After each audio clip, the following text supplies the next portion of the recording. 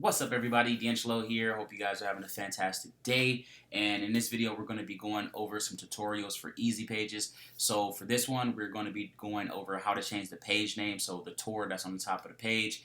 And we're going to be going over how to add your own custom domain, because a lot of you guys that aren't in the Cash App course or whatnot don't know how to do all this. So whatever you don't know how to do, comment it down below and I'll make a video going over it. So first things first, obviously you're going to log in, and from there you're going to get brought to this page, to edit your website. Then you click the gear icon and you're going to get sent to the website settings. And then for changing the page name, basically the tour on top of the page, or I should say on top of the tab. So it's going to look just like this right here. And you're going to just change this to whatever you want it to say, right? Then you would just click save, and boom, just like that, the top of the tab will no longer say tour. It'll say whatever you want it to say. Now, to change the domain, same thing. You go to the website settings, click domains, and then you're going to type in your domain name right here, and then you are going to get something that looks similar to this. Now, mine's is green because it's already active. Yours might be red, but anyway, all you have to do is follow this right here, if you want to read it out, or you can just follow the video that you're watching right now.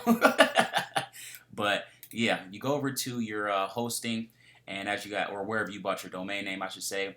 I bought this one on Namecheap. So once you go to your domain list, click the name of the domain that you want to basically have everyone get seen on, basically the domain that you want for your website over on EasyPages.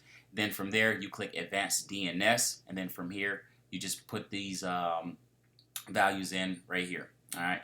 So you just go back to Namecheap, back to EasyPages. Then you're going to click this right here, host name. So we would take the host name, and we would put that right here.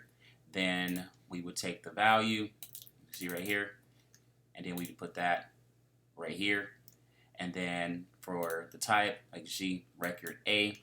And then, boom, as you can see right here, record A. So to redo everything, you just take this right here, paste it in, and you take this right here, paste it in, and then the same thing for the CNAME record.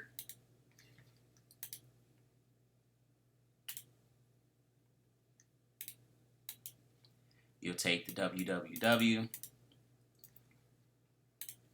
Alright, so we would just change this to CNAME record, put in www, then our domain name, but just for the sake of the video, we'll just go ahead and copy it. Boom, and then you just click save for each one of those, and it'll just pop up right there.